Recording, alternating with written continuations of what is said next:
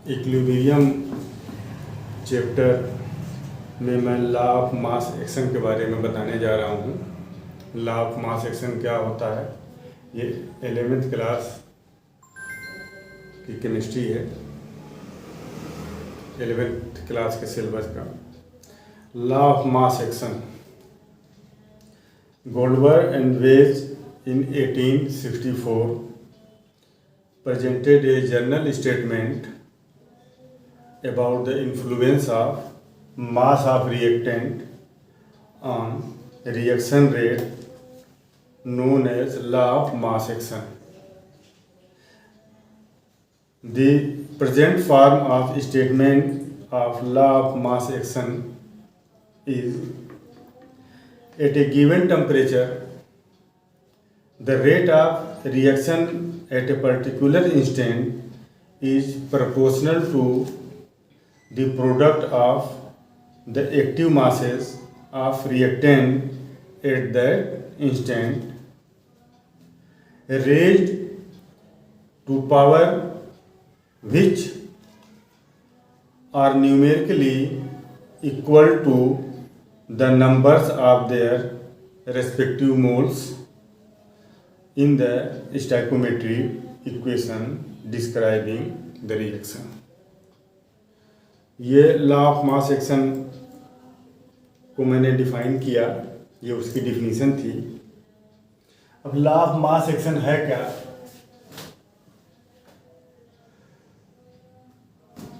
कोई भी reversible reaction हो, जैसे मान लो ये एक रिएक्शन हो रही है A प्लस बी, और ये चेंज हो रहा है C प्लस डी में, और ये रिएक्शन रिवर्सिबल रिएक्शन है। रिवर्सिबल रिएक्शन का मतलब ये है कि A प्लस बी ये आपस में रिएक्ट करके जो प्रोडक्ट बना रहे हैं वो C plus D, product C और D बन रहा है। ए और बी ये रिएक्टेंट हैं, ये रिएक्ट करके सी और डी, ये एरो दोनों तरफ से लगाया गया है। इसका मतलब ये हुआ कि ये रिएक्शन रिवर्सिबल रिएक्शन है। ए प्लस बी रिएक्ट करके सी और डी बना रहे हैं, और सी और डी भी आपस में रिएक्ट करके ए और बी बना रहे हैं। तो ये रिएक्शन रिवर्सिबल रिएक्शन है। ए प्लस बी रिएक्ट करके सी और डी प्रोडक्ट बना रहे हैं, और सी और डी रिएक्ट करके फिर ए और बी बना रहे हैं। तो ये रिएक्शन जो है फॉरवर्ड भी हो रही है और रिवर्स भी हो रही है। तो फॉरवर्ड रिएक्शन ये डिपेंड करेगा ए और बी के एक्टिव मासेस पर, मतलब ए और बी के कंसंट्रेशन पर। अगर ए और बी के कंसंट्रेशन का प्रोडक्ट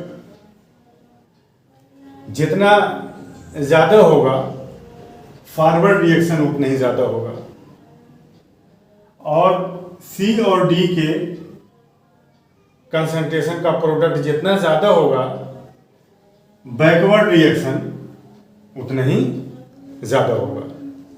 तो एक स्टेज ऐसा आता है कि फॉरवर्ड रिएक्शन, रिवर्स रिएक्शन या फॉरवर्ड रिएक्शन और बैकवर्ड रिएक्शन बराबर हो जाता है। जितना मोल ए प्लस बी रिएक्ट करके सी और डी बनाता है, उतने ही मोल सी और डी रिएक्ट करके ए और बी में कन्वर्ट होते हैं सेम टाइम में। तो हम कहते हैं कि ये इक्वेशन इक्विलिब्रियम में पहुंच गया। तो law of mass of action ये बताता है कि किसी गिवन टेम्परेचर पर जो फॉरवर्ड रिएक्शन है वो ए और बी के एक्टिव मास के प्रोडक्ट के प्रोपोर्शनल होता है। ए और बी के एक्टिव मास के प्रोडक्ट के प्रोपोर्शनल होता है। इसके साथ अगर स्टोइकोमेट्रिक कोएफिशिएंट अगर लगा हुआ है, मान लीजिए ए के साथ स्टोइकोमेट्रिक कोएफिशिएंट लगा हुआ है n1, इसके साथ लगा हुआ है n2, इसके साथ लगा हुआ है n3, और इनके साथ लगा हुआ है n4। तो ये स्टोइकोमेट्रिक कोएफिशिएंट ये कहलाते हैं। तो लॉ ऑफ मास एक्शन ये बता रहा है कि जो रेट ऑफ रिएक्शन है, rate of reaction forward reaction ये प्रोपोर्शनल होता है इनके एक्टिव मास के प्रोडक्ट के रेज टू द पावर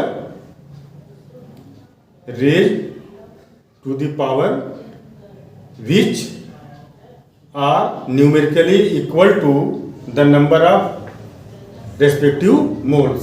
ये A रिएक्टेंट A N1 मोल है, रिएक्टेंट B N2 मोल है, ये प्रोडक्ट C N3 मोल है और प्रोडक्ट D N4 मोल बन रहा है। तो ये जो रेट ऑफ रिएक्शन है फॉरवर्ड रिएक्शन, ये रिएक्टेंट के कंसंट्रेशन के ऊपर डिपेंड करेगा। तो इसका जो कंसंट्रेशन होगा active mass of A to the power N1 और active mass of B to the power N2। तो यही इसी को हम कहते हैं लॉ ऑफ मास एक्शन। ये लॉ ऑफ मास एक्शन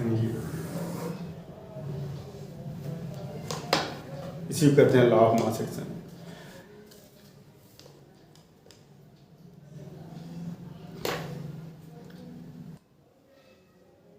मान लीजिए ये रिएक्टेंट A1 है और प्लस A2 प्लस A3, ये 3 रिएक्टेंट है। इसका जो नंबर ऑफ मोल है M1 है, इसका नंबर ऑफ मोल मान लीजिए M1 है, इसका नंबर ऑफ मोल M2 है और इसका नंबर ऑफ मोल M3 है। तो according to law of mass action जो रेट ऑफ रिएक्शन होगा, रेट ऑफ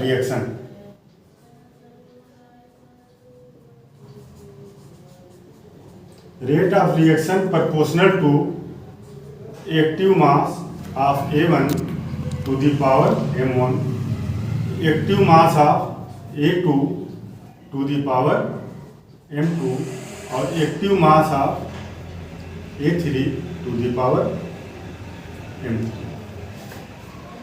ये इसका एक्टिव मास, इसका एक्टिव मास, इसका एक्टिव मास, इसका जो स्टोइकोमेट्रिक कोएफिशिएंट या नंबर ऑफ मोल्स जो इसके हैं या number of molecules M1 M2 M3, ये active mass of A to the power M1, active mass of A2 to the power M2, active mass of A3 to the power M3।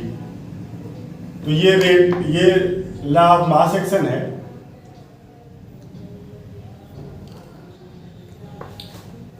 इसी को कहते हैं law of mass action. अब आगे इसका application हम पढ़ेंगे। अब लॉ ऑफ मास एक्शन में एक्टिव मास के बारे में थोड़ा सा आप जान लें। एक्टिव मास ये इसका कंसंट्रेशन है, ये A का कंसंट्रेशन, B का कंसंट्रेशन, ये A1 का कंसंट्रेशन, ये A2 का कंसंट्रेशन, ये A3 का कंसंट्रेशन। गोल्डबर्ग और वेद ने कंसंट्रेशन के लिए, मोलर कंसंट्रेशन के लिए, ये molar concentration means molar concentration, molar concentration के लिए उसने एक्टिव मास को यूज किया। जो टर्म उसने यूज किया मोलर कंसंट्रेशन के लिए, वो टर्म एक्टिव मास उसने यूज किया। ये मोलर कंसंट्रेशन, ये एक्टिव मास है। ये A2 का मोलर कंसंट्रेशन, A2 का एक्टिव मास, A3 का मोलर कंसंट्रेशन, A3 का एक्टिव मास। तो उसने एक्टिव मास को उसने यूज किया। और active mass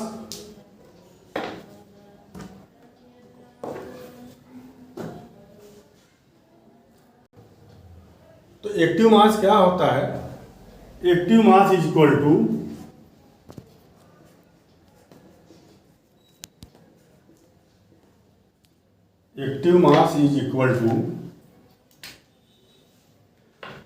molar concentration of substance.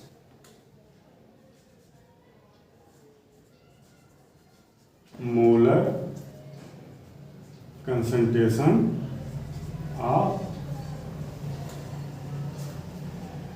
Substance. Active mass जो है उस सब्सटेंस का मोलर कंसंट्रेशन है। अब मोलर कंसंट्रेशन क्या होता है? मोल पर नंबर ऑफ मोल पर लीटर वॉल्यूम। तो ये होता है नंबर ऑफ मोल पर लीटर वॉल्यूम। अब मान लीजिए वो सब्सटेंस W ग्राम है और उसका जो मालिक्यूलर कंसेंट्रेशन, उसका जो मालिक्यूलर मास है मान लीजिए कैपिटल M है, तो W अपान कैपिटल M ये नंबर ऑफ मोल हो गया, ठीक, और अपान वॉल्यूम ये number of mole upon volume. तो इसको हम लिख सकते हैं, ये W अपान M को ये नंबर ऑफ मोल और अपान वॉल्यूम आप ये लिख लीजिए, या W upon MV, W upon MV, W upon MV। तो ये एक्टिव मास का ये फार्मूला है, W अपान M इंटू V, V इसका वॉल्यूम है, और W अपान M ये नंबर ऑफ मोल, तो नंबर ऑफ मोल पर लीटर वॉल्यूम ये एक्टिव मास होता है। आइए इस पर हम एक क्वेश्चन सॉल्व करते हैं।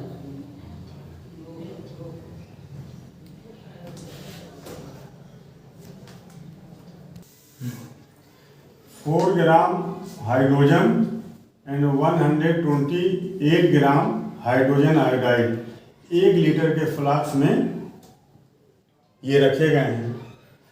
तो आपको हाइड्रोजन का एक्टिव मास और हाइड्रोजन आयोडाइड का एक्टिव मास कैलकुलेट करना है।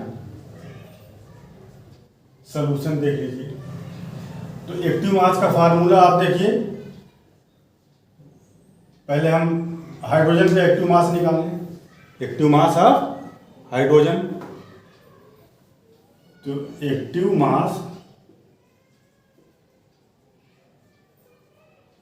Of hydrogen equal to W upon MV। अब W कितना है हाइड्रोजन का मास 4 ग्राम है, तो W की जगह लिखेंगे 4 और M ये हाइड्रोजन का मॉलिक्यूलर मास है। तो हाइड्रोजन का मॉलिक्यूलर मास 2 होता है, H2 का मॉलिक्यूलर मास 2, और इनटू वॉल्यूम देखिए 1 लीटर, 2 लीटर फ्लास्क में 1 लीटर में है, 2 लीटर फ्लास्क में है, ये फ्लास्क का वॉल्यूम 2 लीटर है। तो यहाँ V की जगह आप 2 कर दीजिए, ये 1 हो जाएगा।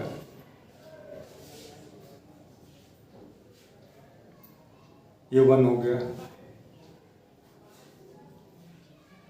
1 मोल पर लीटर, 1 मोल पर लीटर ये एक्टिव मास ऑफ हाइड्रोजन आप देखिए आ गया।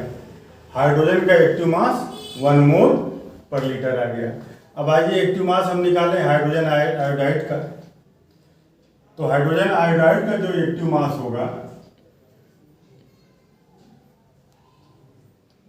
Equal to W upon W means इसका मास जितना दिया हुआ है, और upon molar mass into 1 upon V। तो W कितना दिया हुआ है 128 ग्राम, तो 128 अपान इसका मोलर मास 128 होता है, 128 इंटू वॉल्यूम से मल्टीप्लाई कर दीजिए, तो वॉल्यूम 2 है, ये से कैंसिल आउट हो गया। 1/2 इक्वल टू 0.5 मोल पर लीटर इसका एक्टिव मास आ गया। तो इस तरह से हम एक्टिव मास निकालते हैं।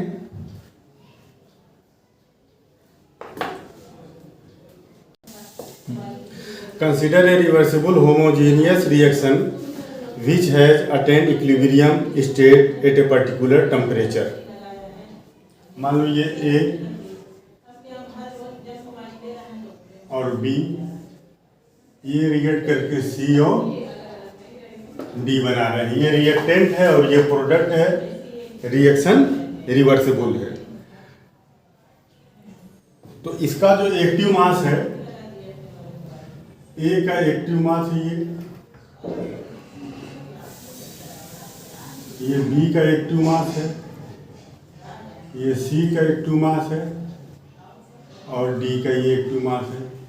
ये इसके एक्टिव मास दिए हुए हैं और ये जो एक्टिव मास है ये इक्विलिब्रियम है। एक्टिव मास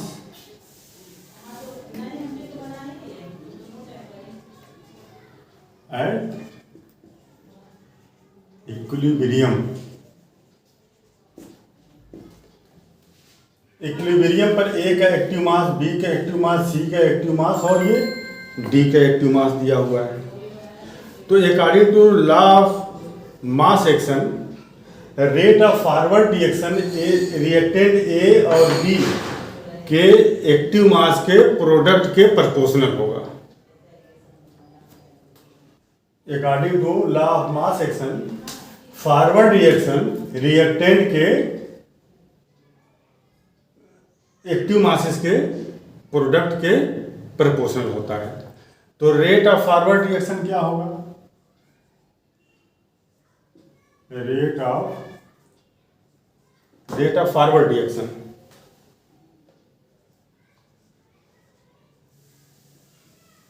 प्रोपोर्शनल टू एक product of active mass of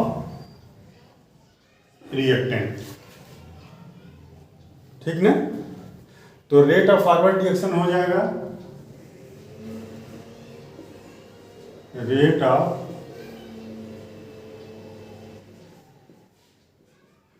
forward reaction. अब ये प्रोपोर्शनलिटी हटाएंगे तो एक पर्सनैलिटी कांस्टेंट आएगा, तो वो कांस्टेंट के एफ फॉर फॉरवर्ड, ए और कंसंट्रेशन ऑफ बी। तो ये रेट ऑफ फॉरवर्ड रिएक्शन हो गया। ठीक उसी तरह से rate of backward reaction depend करेगा रिएक्टेंट के कंसंट्रेशन के प्रोडक्ट। तो रेट ऑफ बैकवर्ड रिएक्शन या रिवर्स रिएक्शन प्रोडक्ट के एक्टिव मास के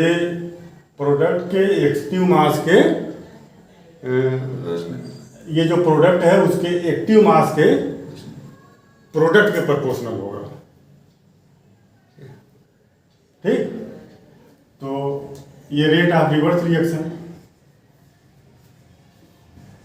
रेट ऑफ रिवर्स रिएक्शन या बैकवर्ड रिएक्शन, ये प्रोपोर्शनल होगा इसके एक्टिव मास प्रोडक्ट का, ये एक्टिव मास है, प्रोडक्ट के एक्टिव मास का प्रोडक्ट है ये ठीक है, प्रोडक्ट के एक्टिव मास का प्रोडक्ट के प्रोपोर्शनल होगा रेट ऑफ रिएक्शन। हाँ, दोनों को मल्टीप्लिकेशन के प्रोपोर्शनल होगा। Rate of reverse reaction product के कंसंट्रेशन के मल्टीप्लाई के प्रोपोर्शनल होगा। तो देखिए यहाँ रेट ऑफ रिवर्स रिएक्शन, अब ये यहाँ प्रोपोर्शनलिटी का निशान अगर आप हटाएंगे तो एक कांस्टेंट आएगा।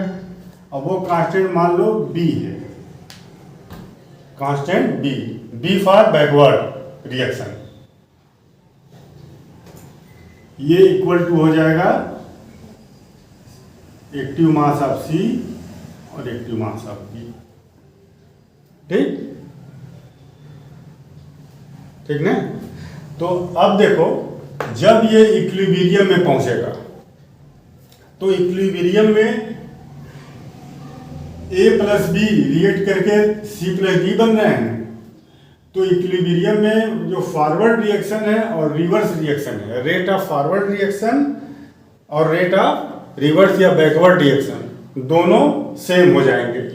जितने मॉलिक्यूल्स ये ए और बी मिलेंगे, मिल करके सी और डी बनाएंगे, उतने टाइम में उतने ही मॉलिक्यूल सी और डी फिर मिल करके ए और बी जो है बना लेंगे।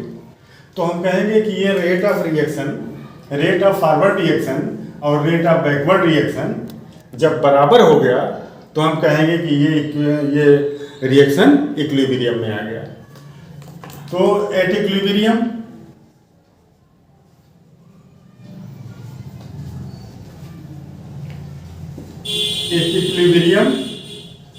Rate of forward reaction is equal to rate of backward reaction.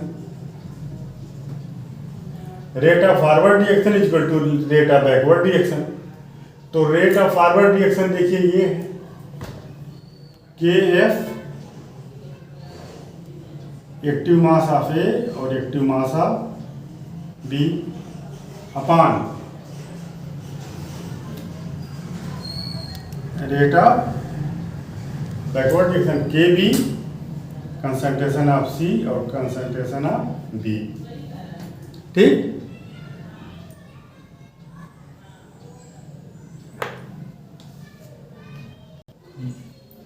तो ये रेट ऑफ फॉरवर्ड रिएक्शन और ये rate of reverse reaction, equilibrium में रेट ऑफ फॉरवर्ड रिएक्शन और rate of reverse backward reaction equal होंगे। तो रेट ऑफ फॉरवर्ड रिएक्शन ये हो गया और equal to rate of reverse backward reaction ये हो गया। तो देखिए के एफ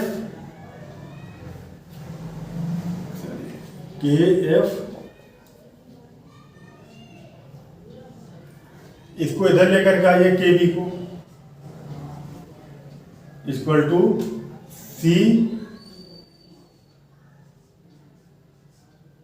अपॉन, अब ये कंसंट्रेशन ऑफ ए और बी को राइट हैंड साइड में लाइए तो कंसंट्रेशन ऑफ ए और कंसंट्रेशन ऑफ बी। तो अब ये के एफ कांस्टेंट है और के बी भी कांस्टेंट है, तो दोनों का जो डिवीजन है वो भी कांस्टेंट होगा। अब ये एक तीसरा कांस्टेंट के एफ अपन के बी एक तीसरा कांस्टेंट हो जाएगा जिसको हम कौन सा कांस्टेंट कहेंगे अनस? Equilibrium constant. ठीक ना,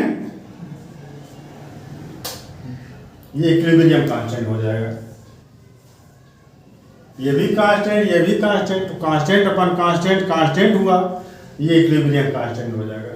तो अब इसके जगह हम लिखेंगे, यहां देखो, अब इसके जगह अब हम लिख देंगे K C equal to active mass of C active mass of D upon active mass of A upon active mass of B. ये K C is known as equilibrium constant. K C is known as equilibrium constant. और किसी particular chemical reaction के लिए इसकी particular value होती है, particular chemical reaction के लिए इसकी पर्टिकुलर वैल्यू होती है। तो अब अगर इसका स्टोइकोमेट्रिक कोएफिशिएंट भी दिया हुआ है तो इसके साथ ये स्टोइकोमेट्रिक कोएफिशिएंट, मान लीजिए ये N1 मोल है, ये N2 मोल है और ये N3 मोल है और ये N4 मोल है। ठीक ना, तो यहाँ वो उसका पावर लग जाएगा ये। तो मान लीजिए यहाँ अगर ये N1 मोल दिया हुआ है, जैसे अब ये A मान लीजिए N1 मोल है और B N2 मोल है और C N3 मोल है और D N4 मोल है। ये नंबर ऑफ मोल या number of molecules, N1 molecule N1 है number of molecule, B N2 है, C number of molecule N3 और D number of molecule N4। या आप मोल भी आप इसको कह सकते हैं।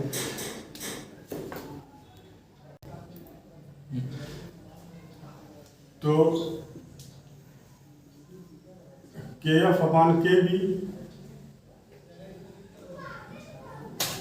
इक्वल टू के सी इक्विलिब्रियम कांस्टेंट, और ये इक्विलिब्रियम कांस्टेंट अब हो जाएगा active mass of C to the power n1, active mass of D to the power n3 है ना ये, और ये n4 upon active mass of A, इसका स्टोइकोमेट्रिक कोएफिशिएंट n1, और एक्टिव मास ऑफ B, इसका स्टोइकोमेट्रिक कोएफिशिएंट n2, ये होगा।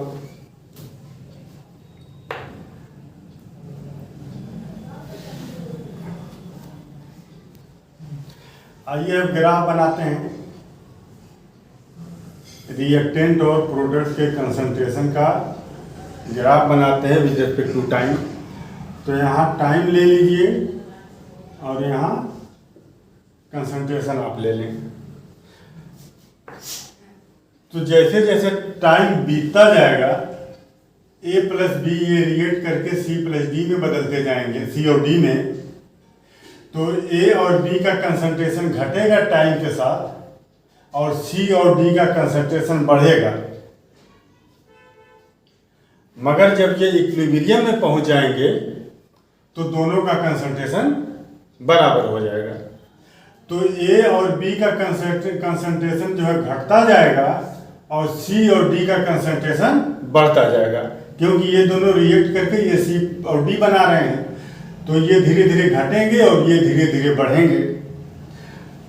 तो आइए C और D का जो कंसंट्रेशन है, देखिए ये C और D का कंसंट्रेशन बढ़ता जाएगा, ये इंक्रीज करेगा।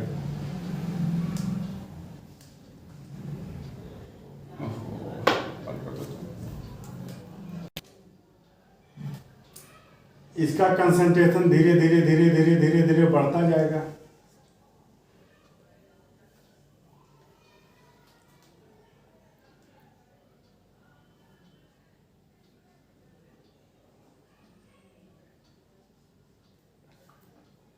ये ऐसे होगा,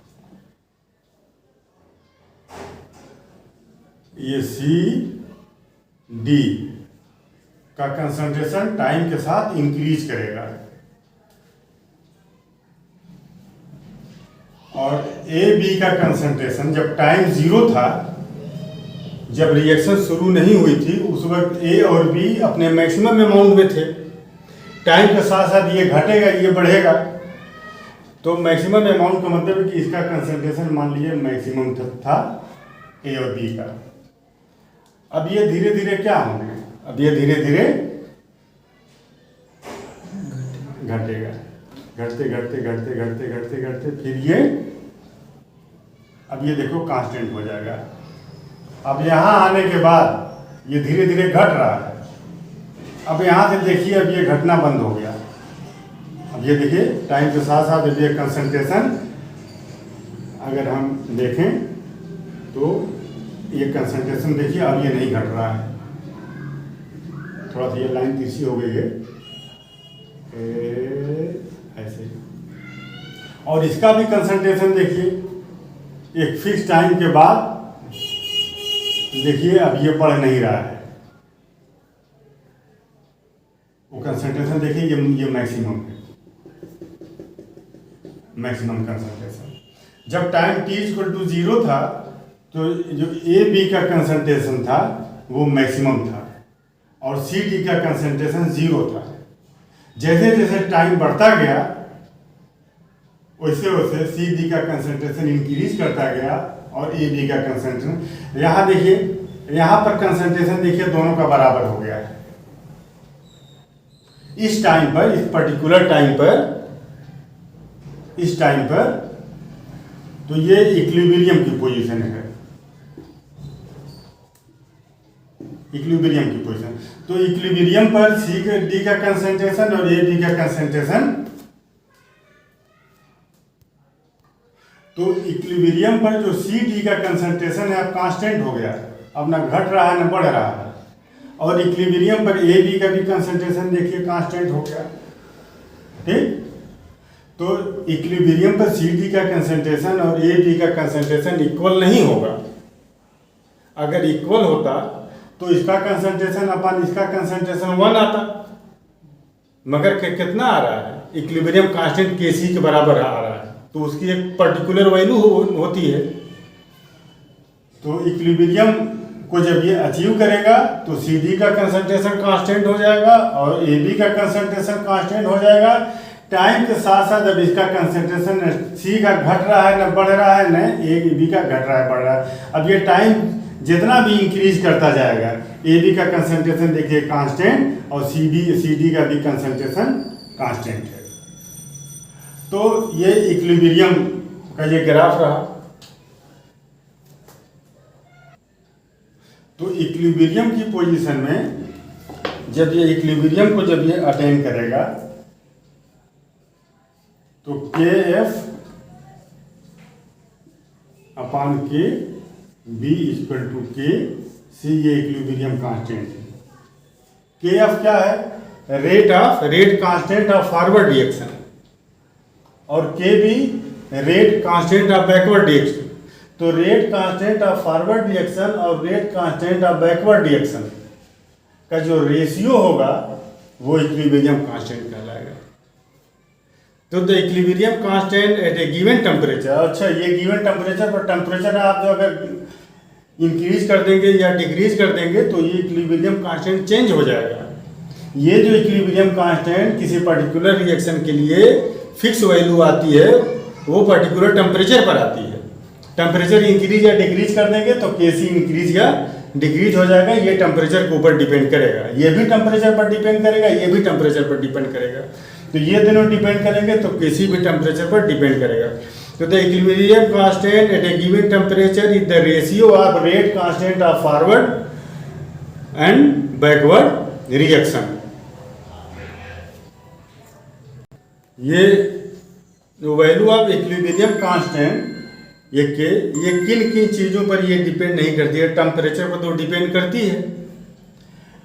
कौन कौन से फैक्टर हैं जिन पर ये इक्विलिब्रियम कांस्टेंट डिपेंड नहीं करती है? तो पहला, initial concentration of reactant involve. ये जो रिएक्शन है इसके इनिशियल कंसंट्रेशन पर इक्विलिब्रियम कांस्टेंट डिपेंड नहीं करती है। नंबर 2, प्रेजेंट ऑफ कैटेलिस्ट का अगर आप जो है इस्तेमाल कर रहे हैं रेट ऑफ रिएक्शन को बढ़ाने के लिए या घटाने के लिए जो भी, तो कैटेलिस्ट की उपस्थिति का Kc पर कोई प्रभाव नहीं पड़ता है। और direction from which the equilibrium has been attained, ये इक्विलिब्रियम जो है किस डायरेक्शन से अटेन हो रही है इसके ऊपर भी वो डिपेंड नहीं करता इक्विलिब्रियम कांस्टेंट पर। ये इक्विलिब्रियम कांस्टेंट पर ये डिपेंड नहीं करता है। क्या? Direction from which the equilibrium has been attained, ये भी इंडिपेंडेंट होता है। और प्रेजेंस ऑफ इनर्ट मटेरियल अगर कोई प्रेजेंट है इस रिएक्शन में तो इक्विलिब्रियम कांस्टेंट पर उसका कोई इफेक्ट नहीं पड़ता है। तो ये equilibrium constant, rate of reaction, mass of action, इस पर एक छोटी सी वीडियो। अब नेक्स्ट वीडियो में मैं इस पर कुछ न्यूमेरिकल्स कराऊंगा। तो वीडियो को आप लोग चैनल को सब्सक्राइब कर लीजिएगा, बेल आइकन को प्रेस कर दीजिएगा। वीडियो पसंद आए तो लाइक कर लीजिएगा और चैनल को सब्सक्राइब कर लीजिएगा ताकि जो भी वीडियो अपलोड हो वो आप तक पहुंच जाए, उसका नोटिफिकेशन। Thank you.